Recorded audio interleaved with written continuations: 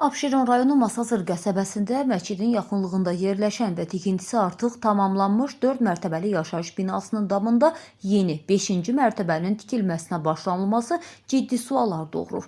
Pəncərələri quraşdırılmış, fasadı formalaşmış və faktiki olaraq hazır vəziyyətə gətirilmiş binanın üzərində sonradan əlavə mərtəbə tikilməsi şəhərsalma və tikinti qanunvericiliyinin açıq şəkildə pozulması ehtimalını gündəmə gətirir. Sual isə olduqca sadədir. Əgər bu bina üçün əvvəlcədən 5 mərtəbə tikintisinə icazə verilmişdirsə, niyə tikinti tamamlanandan sonra əlavə mərtəbə inşa edilir? Bir xəbər media TV azə isnadən xəbər verir ki, Masazır qəsəbəsində baş verən bu tikinti prosesində normativ tələblərin yerinə yetirilib-yetirilmədiyi barədə heç bir açıq məlumat yoxdur. Bu isə haqlı olaraq sual doğurur.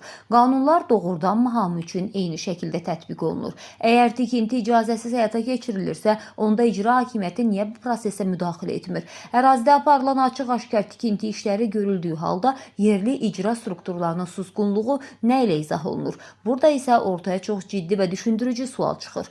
Adi bir vətəndaş həyətində kiçik bir toyuq hini tikəndə belə dərhal məmurlar peyda olur, cərimələr yazılır, tikinti dayandırılır. Amma çox mərtəbəli binanın üzərində açıq-aşkar əlavə mərtəbə tikiləndə niyə heç kim görmür? Səsləndirilən iddialarla bağlı qarşı tərəfin də mövqeyini işıqlandırmağa hazırıq.